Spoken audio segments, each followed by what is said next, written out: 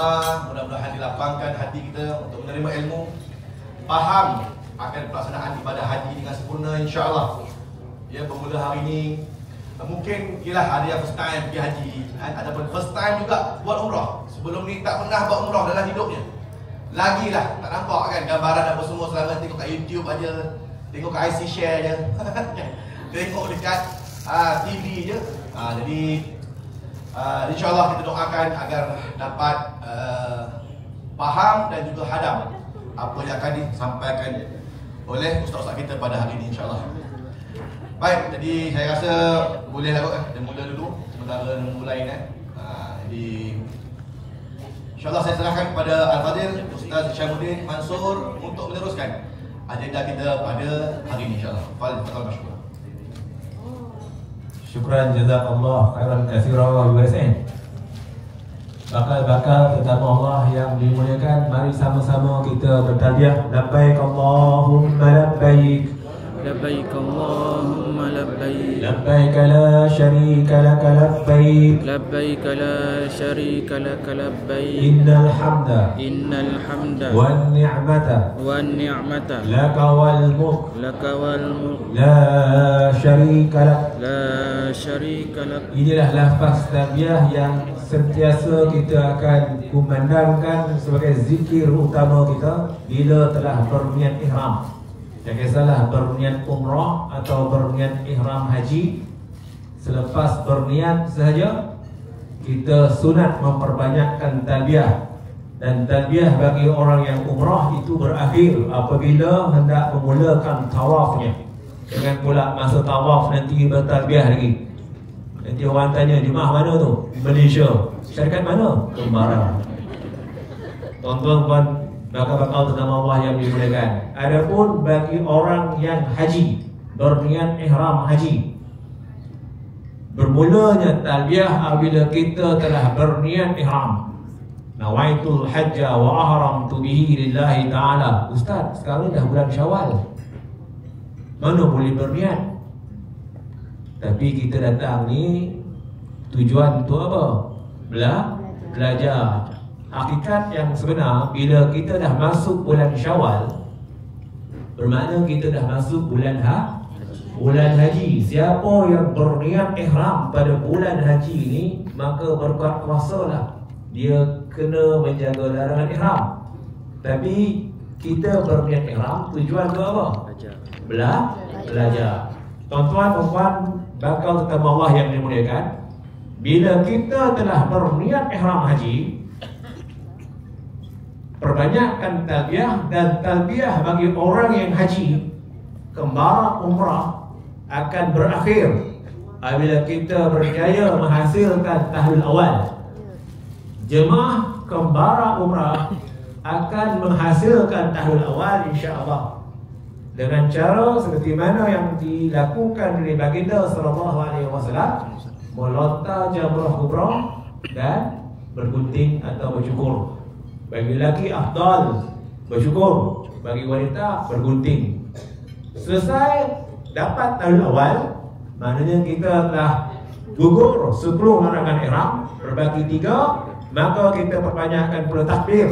Allahu akbar, Allahu akbar, Allahu akbar. La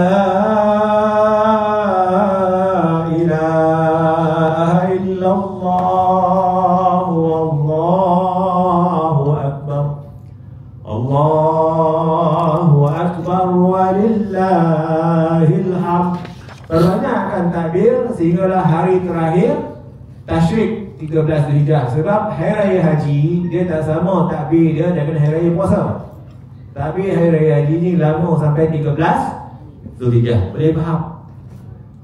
Tuan-tuan, puan-puan, bakal tetamu Allah yang dimuliakan, perjalanan ibadat haji kembara umrah bermula pada 7 Zulhijjah.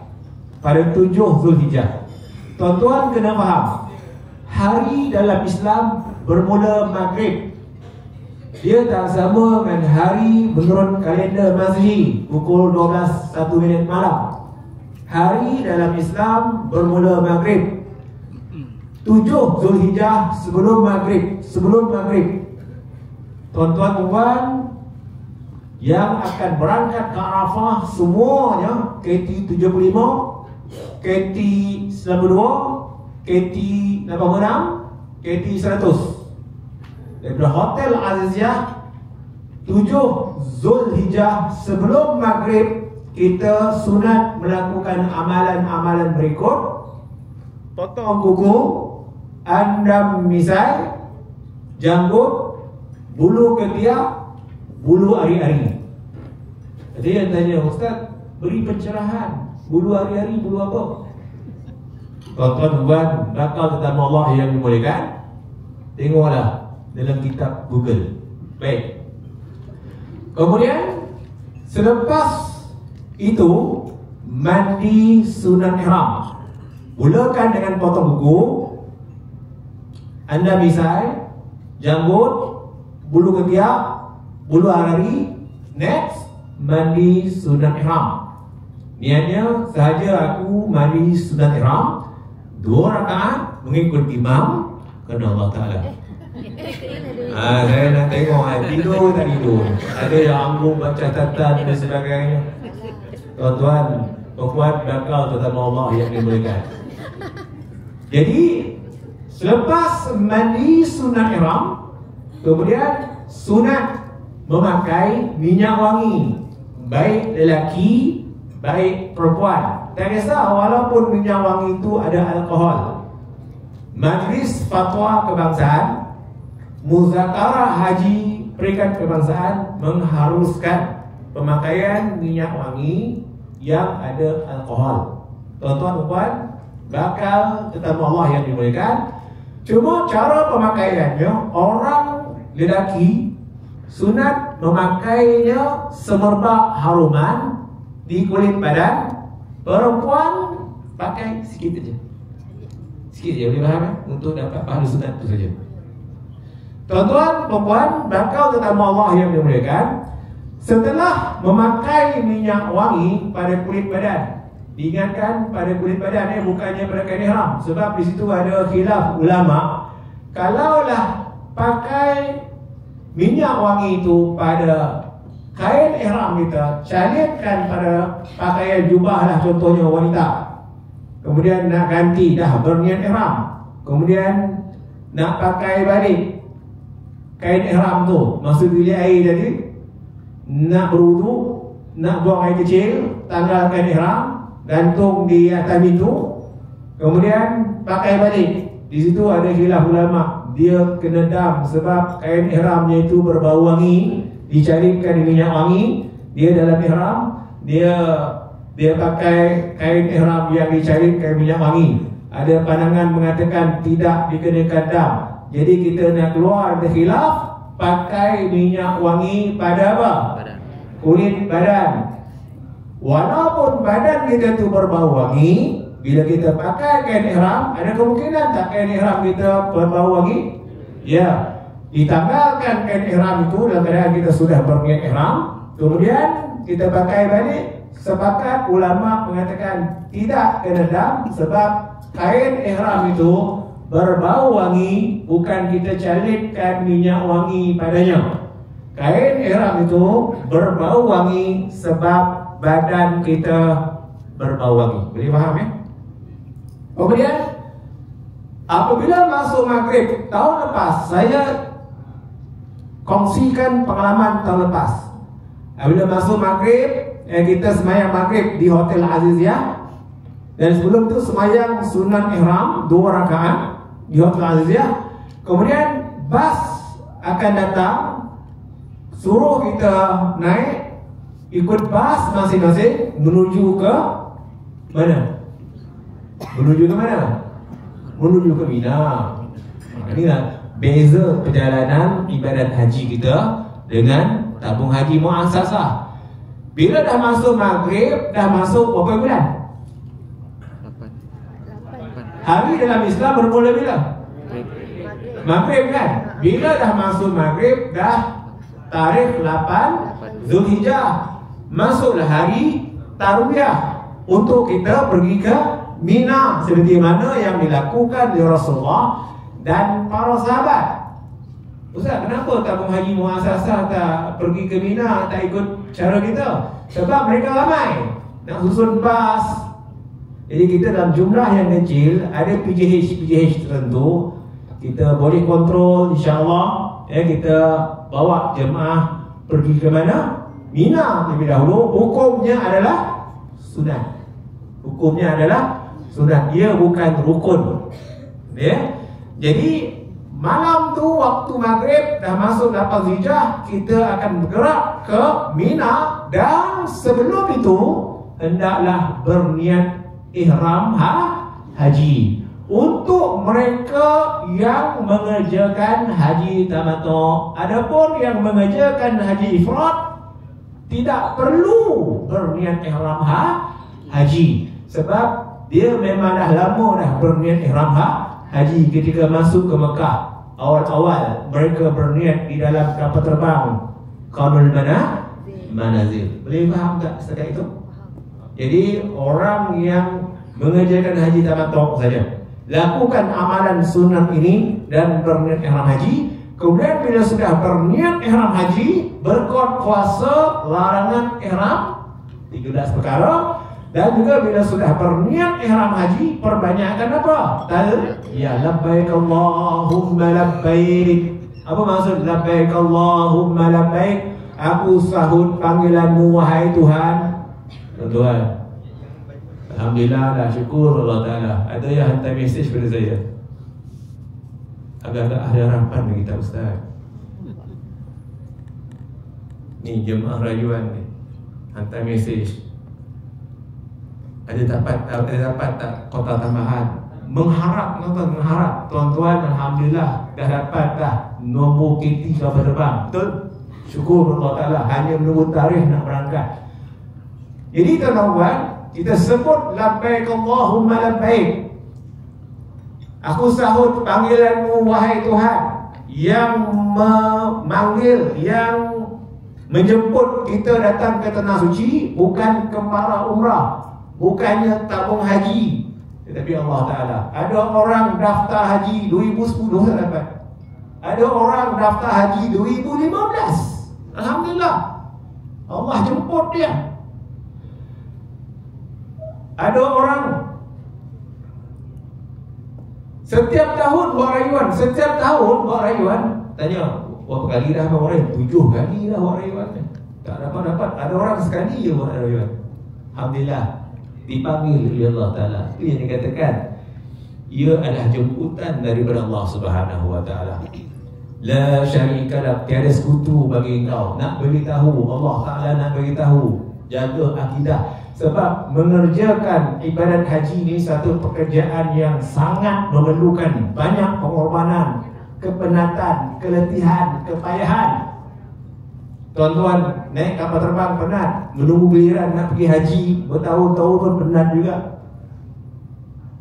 Tuan-tuan muslimin muslimat naik kapal terbang 8 jam 40 minit, ada yang 9 jam. Naik kapal terbang boleh pakai kasut, turun kapal terbang tangan kasut. Kak, kenapa kak tangan kasut? Kaki kak bongkak katanya.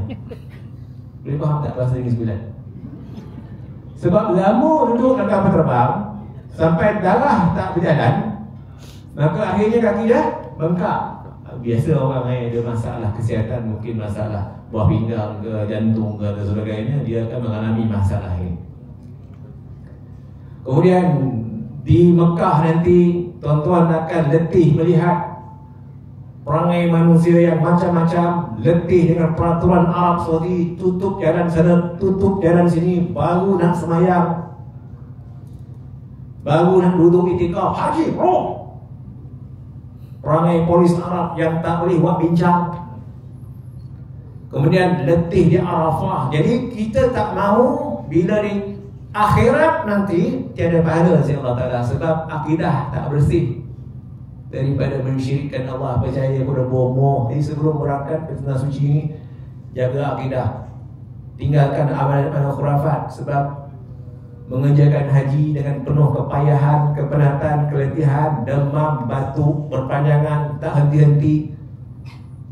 Jumpa doktor, saya ni dah 5 botol dah buat batuk tu.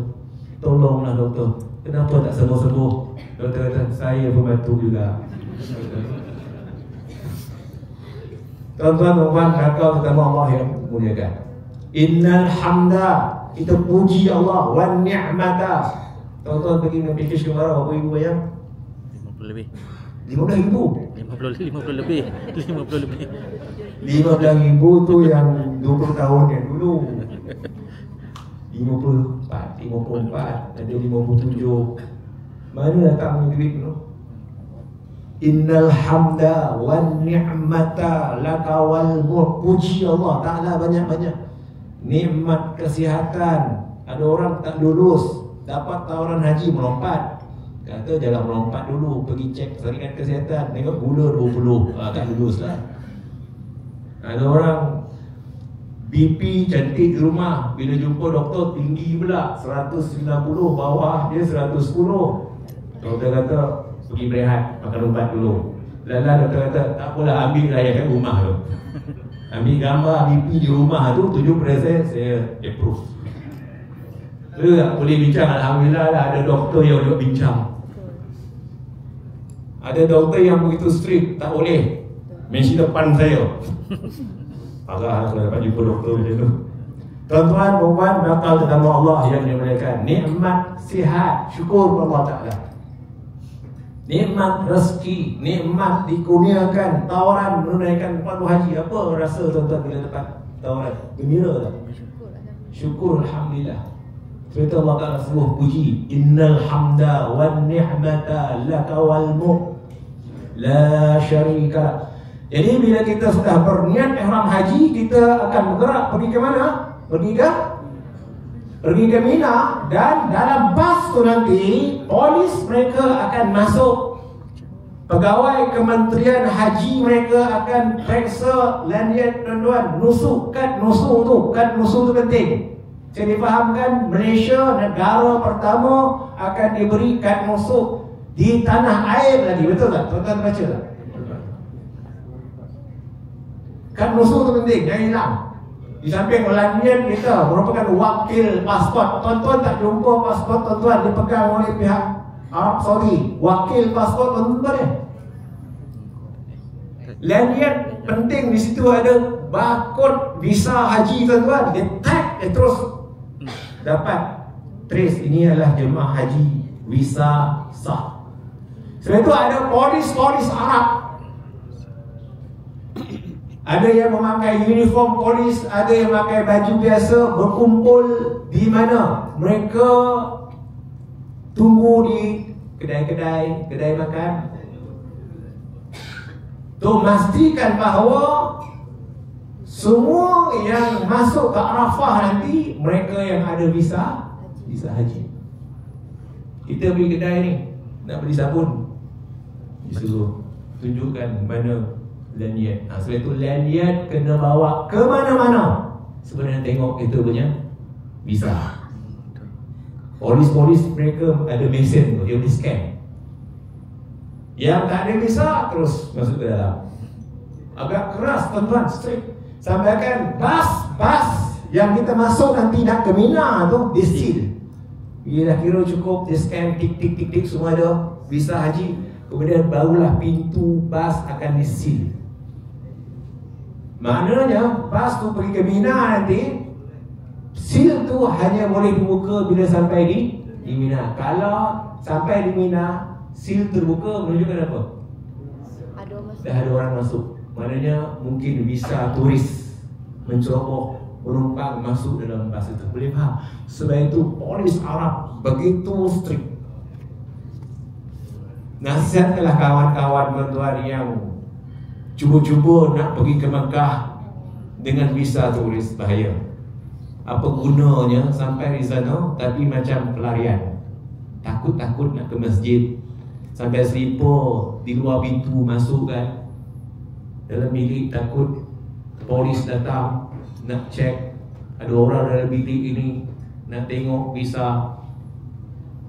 Jadi kita nak beribadat dalam keadaan tenang. Tuan-tuan muslimin muslimat terhormat dimuliakan.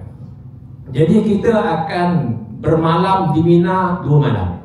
Malam tu, malam yang kita berangkat tu, ya, dengan aktiviti kita, insyaAllah kita ada susun pelbagai aktiviti nanti. Kemudian seterusnya malam berikutnya dah masuk 9 Zulhijjah, masuk waktu maghrib. Okey, kita wukufnya keesokannya waktu zuhur. So malam tu kita masih lagi berada di Mina. Okey. Pagi esoknya lepas mayang subuh, lepas sarapan, kita akan bertolak pula ke Arafah. Boleh faham? Jadi kita tak tidur di Arafah. Seperti mana sunnah Nabi SAW, baginda dan sahabat keluar daripada Mina menuju ke Arafah waktu duha. Boleh faham Jadi kita nanti samalah, lepas mayang subuh, lepas sarapan pagi, bersiap, kemaskan beg masing-masing, naik bas, kita akan pergi ke Arafah. Di Arafah nanti kemah kita kemungkinan akan bercampur dengan mungkin syarikat PKH lain, Juara Travel. Mungkin kita akan bergabung dengan Andalusia, contohnya kan. Tuan-tuan, biarpun berwarna beza PKH, beg Andalusia warna biru contohnya, kita warna apa? Warna hijau, kita semua sama insya-Allah SWT.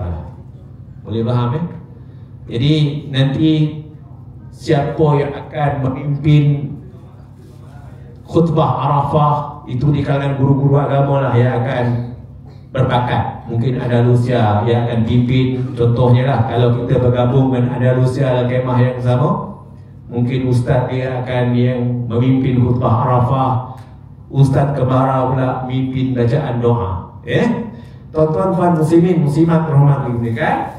Jadi masuknya wukuf di Arafah ialah gelincir matahari. Gelincir matahari maksudnya apa? Waktu zuhur. Di bumi Arafah ni tuan-tuan, kita tahu bila dah masuknya wukuf itu bila khutbah Arafah diperdengarkan. Kalau di Indonesia kita tahu masuknya waktu zuhur 9 Zulhijjah, bila azan dikumandangkan Allahu Akbar, Allahu Akbar, azan itu di Indonesia 9 Zulhijjah di Indonesia. Tapi 9 Zulhijjah di Arafah masuknya waktu zuhur bila khutbah Arafah diperdengarkan. Boleh faham tak? Kalau tahun lepas alhamdulillah Ustaz Kemara diberi peluang untuk menyampaikan khutbah di Arafah. Tahun lepas kita bergabung dengan syarikat PJH Batuta, kalau tak silap saya, Batuta Travel. Jadi Ustaz dia beri laluan kepada kami untuk kami lead bacaan khutbah, doa, zikir munajat dipimpin oleh Ustaz kesayangan kita USN, yang suaranya mertu. Tuan-tuan muslimin muslimat rahmat kemuliaan. Jadi saya menyampaikan khutbah. Jadi khutbah Arafah itu menentukan dah masuk waktu wukuf. Khutbah akan dimulakan dengan labbaik Allahumma labbaik, labbaik la syarika laka labbaik, innal hamda wan ni'mata laka wal mulk la syarika lak, alhamdulillah wa bihi nasta'in, asyhadu an la ilaha illallah wa asyhadu anna Muhammadan 'abduhu wa rasuluh. Allahumma salli ala sayyidina wa maulana wa habibina wa syafi'ina Muhammad wa ala alihi wa sahbihi ajma'in. Ayuhal mu'minun ittaqullah haqqa tuqatih wa la tamutunna illa wa antum muslimun. Sidang para tetamu Allah yang dimuliakan, alhamdulillah kita panjatkan bersyukuran kepada Allah Ta'ala kerana kita telah berada di dunia Arafah melaksanakan salah satu rukun haji, iaitu wukuf dan bla bla bla bla bla sampailah habis khutbah yang pertama. Kemudian masuk pula khutbah yang kedua serentak dengan laungan azan zuhur. Barulah tuan-tuan akan dengar laungan azan zuhur. Jadi itu simbolik bezanya suasana hari wukuf di Arafah, di mana azan tu ditangguhkan dulu, utamakan khutbah Arafah. Boleh faham Jadi azan kedua serentak azan khutbah yang kedua, khutbah yang kedua serentak dengan azan zuhur nanti. Dan kebiasaannya khutbah kedua tamat sebaik saja azan tamat. Menunjukkan apa? Khutbah kedua tu disunatkan pendek, seperti mana pendeknya azan. Khutbah yang pertama yang panjang lah. Kemudian selepas selesai khutbah Arafah, tuan-tuan, barulah diberi peluang tuan-tuan untuk sembahyang sunat qabliyah zuhur. Diberi peluang untuk sembahyang sunat qabliyah zuhur. Tapi saya difahamkan hari Jumaat, hari Arafah jatuh hari Jumaat, betul ni? Haji Akbar, betul? Haji Akbar. InsyaAllah ya? InsyaAllah. Kalau dapat, alhamdulillah lah kan? Betul? Cuba cek betul. Kalau ikut kalender, memang kita jatuh wukuf hari Jumaat. Walaupun wukuf jatuh hari Jumaat, rezeki tuan-tuan lah hari Haji Akbar kan? Kalaulah wukuf jatuh hari Jumaat, tidak ada solat Jumaat di Padang Arafah, kita tetap akan sembahyang zuhur. Sebab Arafah itu bukan penempatan tempat orang bermustautin, tempat orang bermukim. Tak ada taman perumahan sekian Arafah tak ada. Arafah tu bila dah selesai musim haji, tinggal kalau awak datang pun datang ketika umrah nak melawat. Ni kawasan Arafah. Tak ada penempatan. Sebab itu tidak ada solat Jumaat di bumi Arafah, tidak ada solat Jumaat di bumi Mina. Boleh faham tak?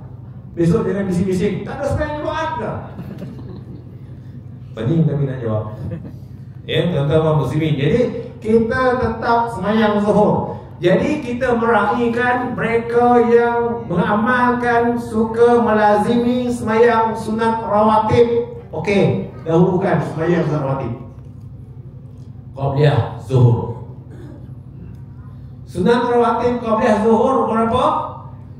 Paling minimum 2, maksimum 4. Okey. Kemudian sembahyang zuhur 4 rakaat dipimpin oleh ustaz, satu kemah, satu imam. Walaupun berbagai PJH dalam kemah itu. Kemudian selepas sembahyang zuhur 4 rakaat, kita akan sembahyang asar pula 4 rakaat. Ini namanya jamak tamam. Boleh faham tak? Zuhur 4, asar 4. Tamam lawannya kasar. Kasar apa arti? Pendek. Dua.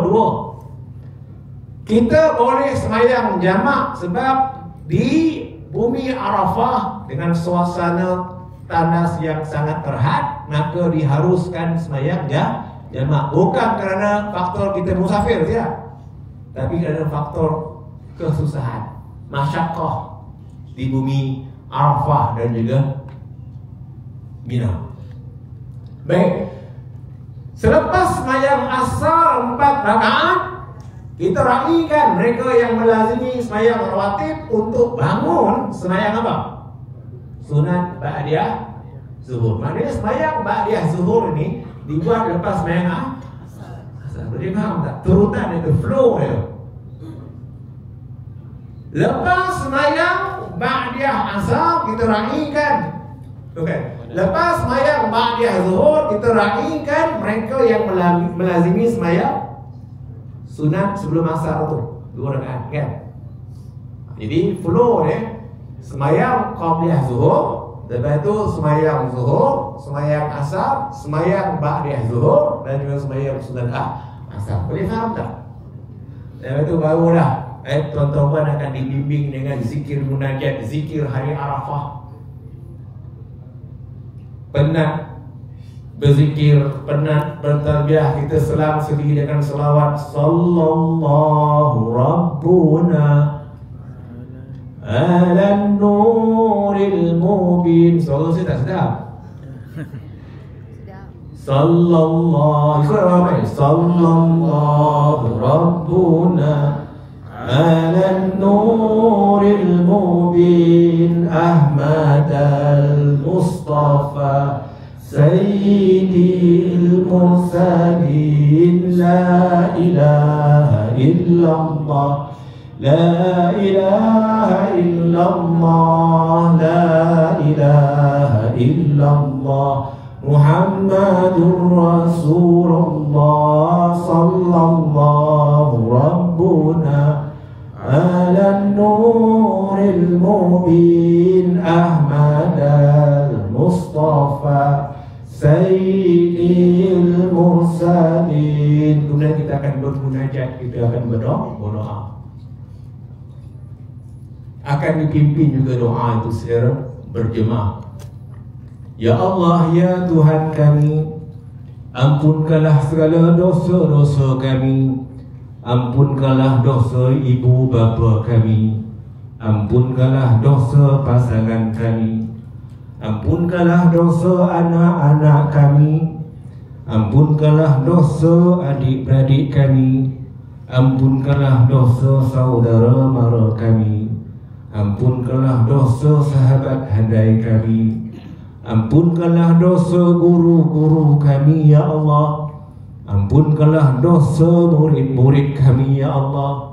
Ampunkanlah dosa jiran tetangga kami ya Allah. Ampunkanlah dosa kaum muslimin dan muslimat, sama ada yang masih hidup maupun yang telah kembali kepadamu ya Allah. Ya Allah, ya Tuhan kami, panjangkanlah usia kami ya Allah. Sihatkanlah badan kami ya Allah. Matikanlah kami dalam iman ya Allah. Matikanlah kami dalam husnul khatimah ya Allah. Masukkanlah kami ya Allah bersama ibu bapa kami, bersama pasangan kami, bersama anak-anak kami ya Allah, bersama adik-beradik kami dalam syurga di akhirat. Janganlah seorang pun di kalangan kami ya Allah yang Engkau azab dalam api neraka-Mu ya Allah. Ya Allah, ya Tuhan kami, makbulkanlah doa kami ya Allah. Jadikanlah anak-anak kami ya Allah anak-anak yang soleh. Jadikanlah anak-anak kami anak-anak yang solehah ya Allah. Anak-anak yang taat dan perintah-Mu ya Allah. Anak-anak yang menjunjung perintah Rasul-Mu ya Allah. Anak-anak yang akan mendoakan kami ya Allah bila kami berada di alam barzah nanti ya Allah. Jika ada di kalangan anak-anak kami ya Allah, adik-beradik kami ya Allah, saudara mara kami ya Allah, yang mengirim doa kepada kami untuk kami panjatkan di tanah suci yang mulia ini ya Allah. Makbulkanlah hajat mereka ya Allah. Tunaikanlah permintaan mereka ya Allah. Sesungguhnya Engkau Tuhan yang maha memakbulkan doa ya Allah. Boleh tak doa macam tu? Boleh? Ustaz, tolong karangkan Ustaz doa yang Ustaz baca tadi. Tak payah nak karang-karang, dah dikarang, dah diberi kepada tuan-tuan. Amalkan saja. Boleh faham tak? Tak perlu tanya saya, tolong karang. Karang apa? Ni dah ada. Karang.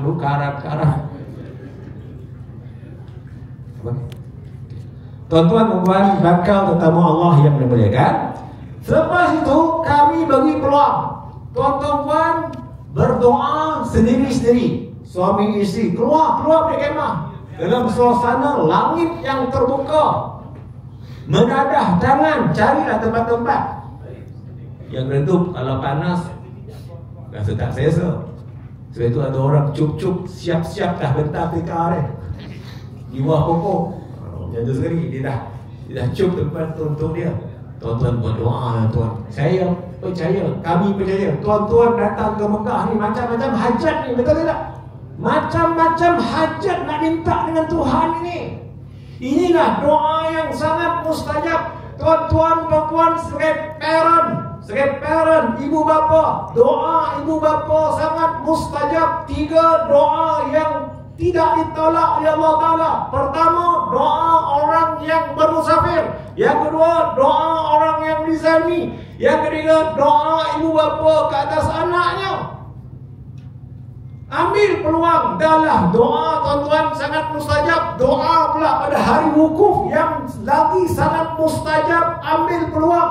Doa ibu bapa sangat mustajab. Tuan-tuan fikir tuan-tuan, kita ni dimurahkan rezeki dapat pergi haji, agak-agak berkat doa siapa? Berkat doa siapa? mak ayah kita betul. Mak ayah dah tak ada, dah meninggal. Terima kasih mak, terima kasih mak mendoakan saya dapat saya pergi haji. Bersyukur tak? Sebab itu doa mak ayah sangat mustajab. Sekarang tuan-tuan doakan pula mak ayah tuan-tuan kubur. Doakan anak tuan-tuan. Ni doa di padang Arafah. Doa ketika berpuasa. Di Arafah kita tak berpuasa.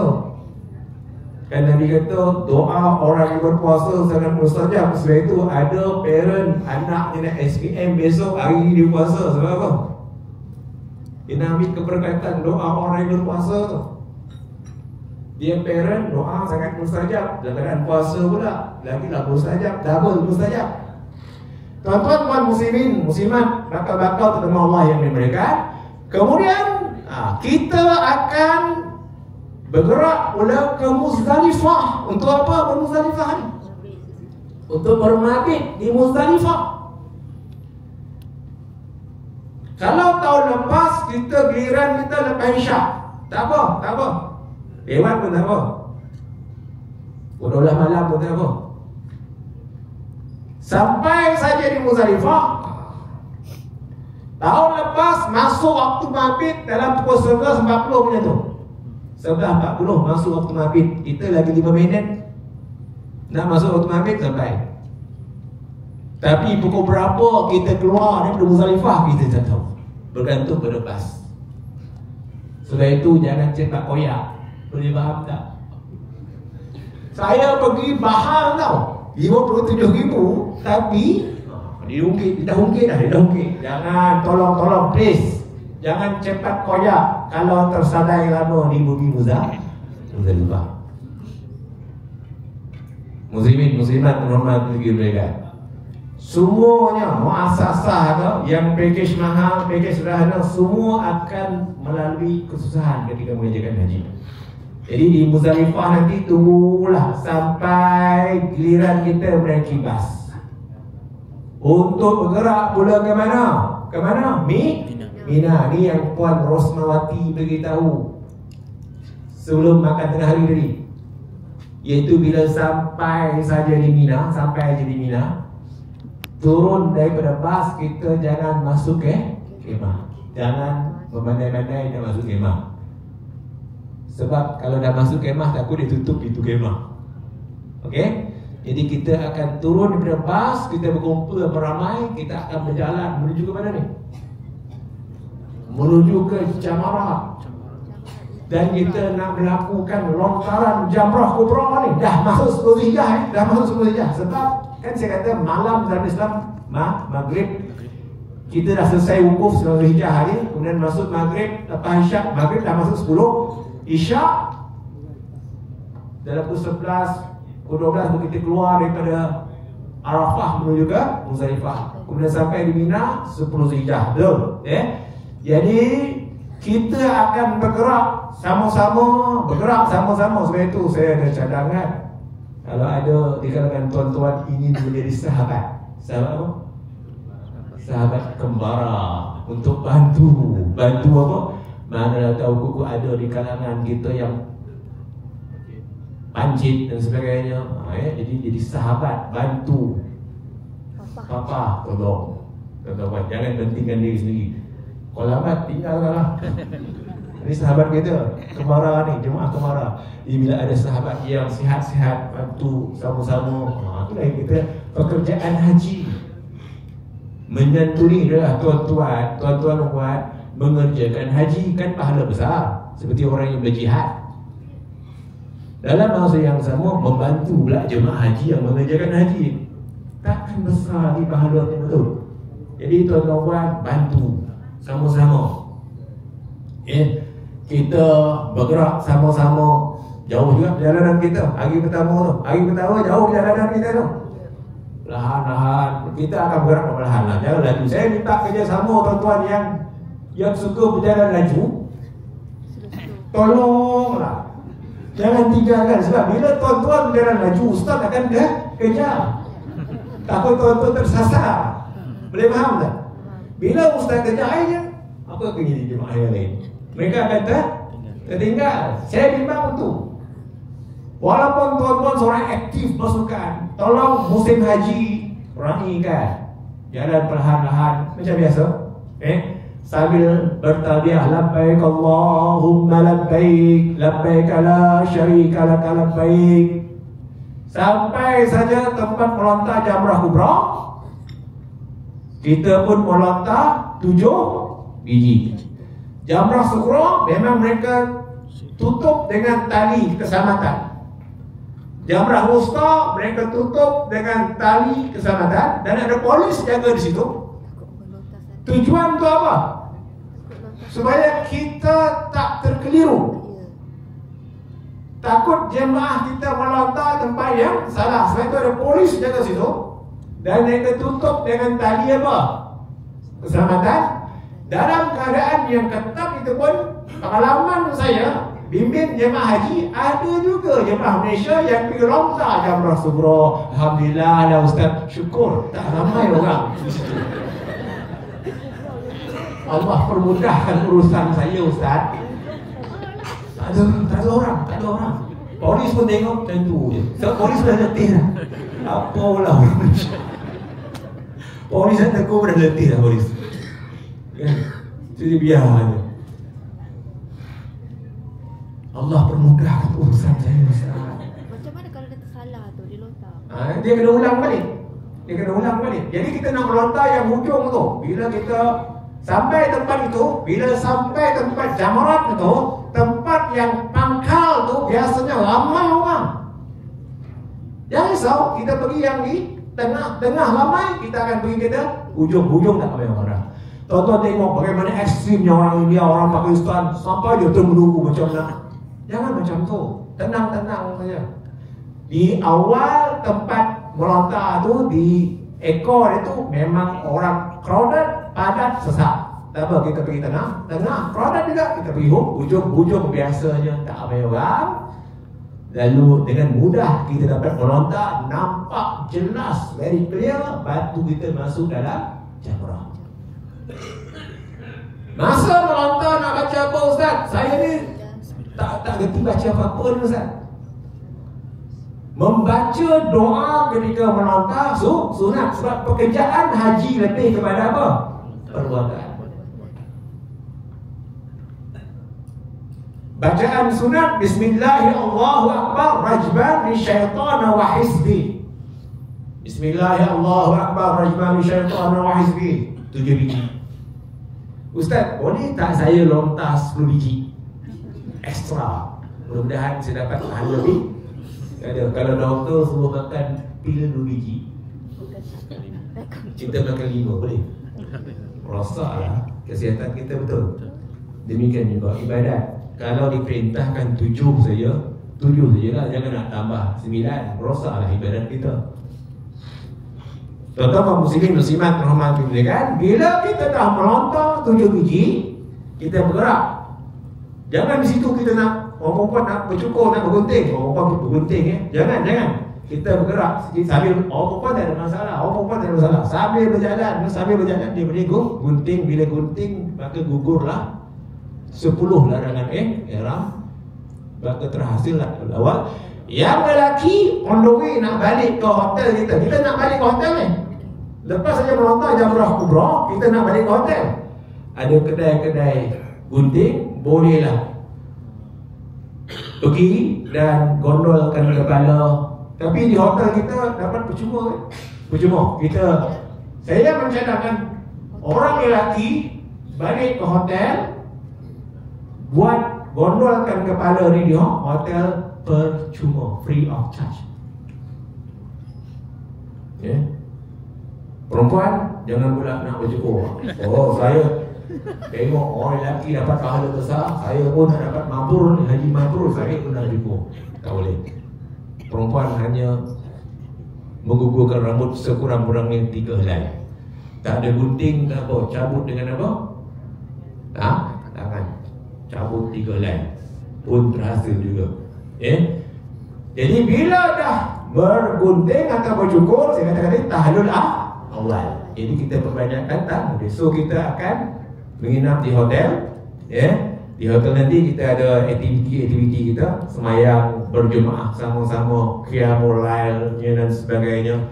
Lepas semayang maghrib ada kuliah tazkirah dan sebagainya. Kita kalau boleh buat selama semua kita. Walaupun ada surau besar, tingkat apa tu ada surau besar, tapi saya lebih suka kita buat sama-sama lagi erat hubungan kita.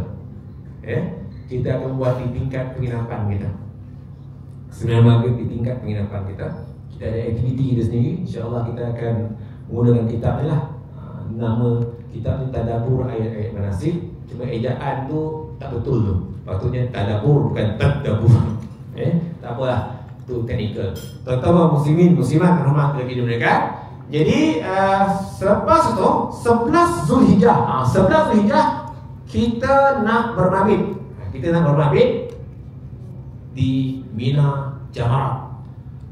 Jadi tuan-tuan kena faham hari dalam Islam, malam dalam Islam bermula maghrib. Malam dalam Islam bermula maghrib. Malam tamat bila? Malam tamat bila? Maksudnya subuh. Contoh maghrib masuk pukul 7. Contoh yang kan, maghrib masuk pukul 7, subuh esoknya masuk pukul 5 pagi. Kira ada berapa tempoh waktu jam? Cuba kira. 7, 8, 9, 10, 11, 12, 1, 2, 3, 4, 5. Berapa? 10 jam. Syarat sah bermabit di Mina separuh malam. Jadi 10 jam bagi 2 dapat separuh. So kena berada di Mina sekurang-kurangnya berapa jam? 5 jam. Setelah itu kita akan keluar daripada Mina kan dalam masa yang sama, teman-teman. Masuknya waktu melontar untuk 11 Zulhijjah, masuknya subuh. Tarikh 11 Zulhijjah. Setelah itu kita akan bertolak malam pergi ke mana? Mina. Ya, di awal kan lama sangat kita bermabit. Kita nak dapatkan yang 5 jam tu saja, cukup. Boleh faham ya? Biasanya kita akan bertolak pukul 11 malam lepas Isyak sampai katakanlah subuh pukul 5 pagi lah. Contoh pukul 5 pagi. Jadi pukul 11 jalan-jalan sampai di Mina pukul apa? 11.30 contohnya, 11.30. Jalan slow. Ada pula yang singgah beli Al-Baik pula. Itu kan kita punya hotel tu dekat dengan restoran Al-Baik. Muslimin, muslimat rahmat dimuliakan. Jadi tuan-tuan, katakanlah sampai di bumi Jamarat Mina tu 11.30 sampai menjelang pukul 5 pagi masuk subuh. Sempat tak 5 jam? Cukup tak 5 jam? 5 jam 30 minit. Cuba. Jadi masuknya subuh kita dah melontar untuk 11 Zulhijjah, Sughra, Wusta, Kubra, tarikh 11 Zulhijjah. Maknanya kita buat 2 dalam 1, bermabit di Mina dalam masa yang sama, melakukan kerja-kerja melontar. Boleh faham tak? Kemudian kita balik semula ke Hotel Aziziyah. Alhamdulillah, settle. Okey. Kemudian aktiviti kita di Hotel Aziziyah tu, semayangnya, berjemaahnya dan sebagainya, kuliahnya dan sebagainya. Esoknya masuk maghrib dah 12 Zulhijjah pula. Boleh faham Kemudian lepas Isyak baru kita akan bergerak semula pergi ke Jamarat. Cukup 5 jam masuk subuh, kita melontar Sughra, Wusta, Kubra untuk 12 Zulhijjah. Balik semula ke hotel. Bagi mereka yang nak buat nafar awal, maka pada 12 Zulhijjah sebelum melontar Sughra, Wusta, Kubra itu, jatuhkan niat. Aku tinggalkan Mina kerana nafar awal dan aku tidak berniat untuk pulang bermabit semula kerana Allah Ta'ala. Boleh faham? Ataupun mudah, aku buat nafar awal kerana Allah Ta'ala. Itu lagi mudah lah. Aku tinggalkan Mina, nafar awal pun boleh juga. Asal ada niat tidak mahu lagi datang kembali ke Mina untuk bermabit pada 13 Zulhijjah. Boleh faham tak?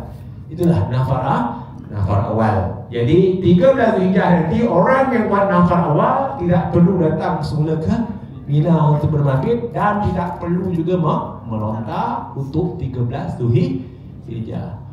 Mana lebih baik Ustaz? Mana lebih baik? Nafar awal ke nafar sani?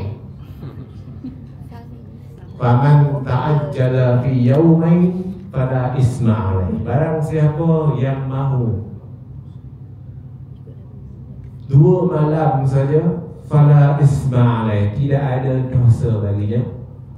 Wa man ta'akhkhara, siapa yang nak akhir buat nafar sani pun tidak ada dosa baginya. Maknanya sama saja. Boleh faham tak? Cumanya nafar sani ini sunnah Rasulullah.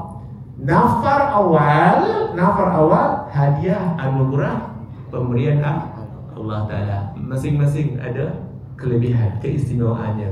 Buat nafar awal, maknanya dia terima, dia mahu menerima hadiah anugerah pemberian Allah. Tuan-tuan, kemakburan haji bukan dilihat pada nafar awal. Kemakburan haji bukan dilihat pada nafar sani, tetapi kemakburan haji dilihat kepada kesungguhan dalam kita melaksanakan segala rukun haji, wajib haji, ditambah dengan amalan sunnah haji, di samping kita menjaga hubungan baik dengan Allah dan juga menjaga hubungan baik sesama manusia. Bila dah tahun awal, bila dah nafar awal, kita akan stay sehinggalah 15 Zulhijjah. Sekali semua akan balik bersama nafar sani ke Mekah untuk tawaf dan juga sa'i. Bagi mereka yang mengajarkan haji ifrad, bila dah sa'i haji selepas tawaf kudum, tidak perlu lagi sa'i. Cuma orang yang mengajarkan haji ifrad, dia hanya if saja baru. If ratnya mana? Rat selagi mana dia tak buat umrah, maka tak adalah rat. Dah buat umrah nanti, barulah sempurna ifrad. Boleh faham tak? Boleh faham tak ni? Orang yang mengajar kita bantu tak perlu lagi dah, sebab dah buat awal-awal siap-siap umrahnya. Okey? Jadi, tapi kalau orang yang mengajar kita bantu nak buat lagi umrah, sama juga dengan orang yang pergi haji ifrad, dah selesai haji dia nak buat umrah 2-3 kali, boleh ke tak boleh? Boleh. Tuan-tuan muslimin, muslimat, setakat tu ada soalan nak tanya. Nampak tak? Jelas tak perjalanan kemarau umrah punya ibadat haji? Nampak tak? Masih ada keliru lagi. Jadi kita ni, saya nak beritahu, kita keluar lebih awal daripada jemaah muassasah. Kita keluar 7-8 Zulhijjah, kita berniat ihram haji masuk maghrib. Okey? Jemaah muassasah esoknya 8 Zulhijjah mereka akan terus ke Arafah. Mereka akan terus ke Arafah. Tak jumpa, kita tak jumpa dia. Kita ke Mina ikut seperti mana Rasulullah melakukan amalan sunat bertarbiyah. Okey? Ada soalan nak tanya? 15 minit ya. Ustaz, waktu di Arafah, ya. Dan kita nak pergi ke Muzdalifah, Ya. solat maghrib dan solat isya tu Jamak. Jamak tamam ya. Ya. Itu jam pertama. Ya. Kemudian kalau kita nak 11, 12, 13 yang kita nak melontar, kita selepas waktu isyak, kita nak sampai ke waktu subuh tu. Ya. Solat subuh tu di mana? So, okey, terima kasih bang, terima kasih. Tahniah kerana bertanya soalan yang mana jawapannya nanti semua kita akan tahu. So, kita utamakan melontar. Okey? Solat subuhnya selepas kita melontar. Tapi kalau kita berjalan macam mana pun sempat sembahyang subuh di hotel, atau bimbang kelewatan dan sebagainya, bentangkan tikar, siap-siap berwuduk sebelum itu yang dilakukan di jemaah sebelum ni. Sembahyang di tepi jalan. Itu yang dikatakan haji. Cuma saya nak beritahu tuan-tuan, muassasah dengan ujiannya, tuan-tuan faham tahun ni saya difahamkan mereka ada 10 maktab, muassasah ada 10 maktab di Mekah. Di Mina dipudatkan hanya 7 kemah saja. 7 maktab. 10 maktab di Mekah. Maktab ni penginapan. Oleh kerana ketidakcukupan kemah di Mina, penempatan di Mina. So 10 tu digabungkan, dipudat-pudat, ni 7 lagi. Itu ujian mereka. Tandas, kemah, sempit, muat-muat yang lahat, dan bergele-gele lah. Kau tidur sekejap ya, betul-betul tidur pula. Dia tidur sekali. Kita ada tak ujian? Ada juga ujian. Stres juga. Stres. Kenapa stresnya Ustaz? Mana ada pergi haji tak stres? Pernah. Kita akan menjadi seperti gelandangan. Boleh faham? Ini yang Allah nak apa? Nak basuh, nak lunyaikan hati kita. Kita akan duduk di tepi jalan, ya, untuk berbabit tunggu 5 jam. Ketika itulah polis akan datang. Haji!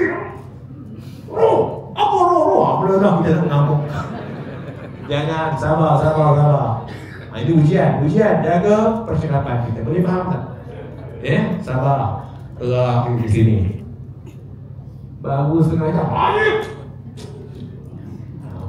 Jadi kita sabar. Itu stres dengan suasana itu.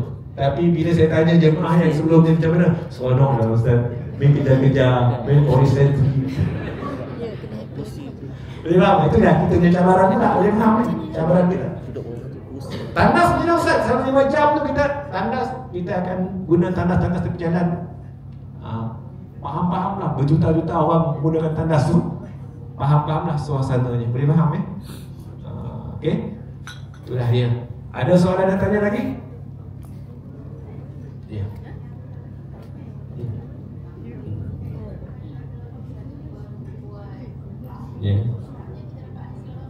Ya.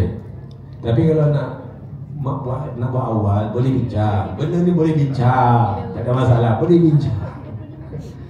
Bukanlah straight sangat. Itu hanya apa? Panduan. Boleh bincang. Ustaz, saya nak buat awal lah Ustaz. Boleh bincang. Okay. Ada soalan lagi? Okay. Pakai pampers. Soalan berkaitan pampers. Orang lelaki, kalau ada, ni perempuan ni lelaki ni, dua-dua. Okay. Orang lelaki kalau nak pakai pampers yang jenis Z-on. Z-on yang jenis pelekat. Kalau ada masalah kencing tak tos. Okay. Saya tak galakkan pakai cawat. Sebab cawat tu kain jenis cotton. Bila kena kencing dia basah. Bila basah kena pula pakaian kain ihram kita. Contohnya kan. Dah lah kain ihram benar menajis. Lagi satu, kalau pakai cawat, dia kena ikat simpul apa? Simpul kasut. Dia tak boleh ikat simpul mati. Di situ ramai yang fail. Dia bila ikat simpul kasut terbuka, tercicir, bang, cawat abang tercicir lah. Bukan saya punya. Tak mengaku pula. Dah cicir tak mengaku pula. Jadi untuk mengelakkan keciciran, maka kami galakkan lelaki yang ada masalah kencing tak tos supaya memakai pampers yang disediakan. Ada soalan lain lagi? Baik. Ustaz, kalau ambil apa ni wudu dekat ni persentuhan dekat situ, adakah? Okey, ubah berkaitan dengan wudu, sentuhan suami isteri contohnya kan, ataupun dengan mana-mana wanita yang tuan-tuan muslimin muslimat normal juga kan. Kalau kita tersentuh tangan isteri kan, ataupun kita pegang tangan isteri, kita pimpin dia ketika tawaf, tidak ada rasa syahwat, tak ada apa-apa rasa, pimpin tangan, ya, adakah batal wudu? Tidak batal wudu. Pimpin tangan isteri melintas jalan, batal wudu tak? Tak batal. Kalau tidak ada rasa syahwat. Tapi kalau rasa macam lain ni kan, itu batal wudu. Okey. Hukum ini terpakai sepanjang tuan-tuan berada di Makkah, di Muzdalifah, di Mina, di Madinah. Tapi bila balik Malaysia, kembali ke hukum asal. Ini muzakarah haji. Okey, ada soalan lain lagi? Bang, untuk orang perempuan, dia memakai stokin. Stokin. Kemudian apabila dia batal wuduk dia, dia nak ambil wuduk. Ya. Sebelum itu dia dah pakai, sebelum itu dia dah ada wuduk. Lepas tu dia batal, kemudian dia pakai stokin lah. Kemudian dia nak ambil wuduk lagi dengan menggunakan spray. Mana caranya? Wanita, ni ada kes ni banyak juga, banyak aju kan. Saya ingatkan, berwudu mesti air tu kena kulit anggota badan. Tak boleh spray di atas stokin. Itu pakai khuf. Tahu khuf tak? Kasut kulit. Kasut kulit tu lain. Ni kalau pakai stokin kena tanggal stokin. Jadi jagalah aurat. Kalau terbatal wudu di tempat tawaf contohnya kan, suami tolong cover aurat isteri. Sebab orang perempuan bila nak berwudu kena tanggal stokin apa? Stokin tangan. Stokin tangan. Kan tu aurat kan? Jadi kalau suami tak pergi bersama, kawan-kawan lah rakan sebegini tolong cover. Baik, ada soalan lagi? Ada lagi soalan? Tanya, alhamdulillah semua ceria, menunjukkan faham, boleh jelas tak? Alhamdulillah. Syukur. Jadi kita berharap Allah Ta'ala permudahkan perjalanan ibadah haji kita. Nanti tawaf sa'i akan disambung untuk dapatkan nafal sani, untuk dapatkan tahlul sani akan disambung oleh Ustaz Yusuf. Saya setakat ini saja dulu. Kalau ada kekurangan, kesilapan, salah tutur kata, saya mohon ampun dan juga maaf. Jadi saya kalau tak ada apa, saya akhiri dengan wabillahi taufiq wal hidayah. Assalamualaikum warahmatullahi wabarakatuh. Alhamdulillah.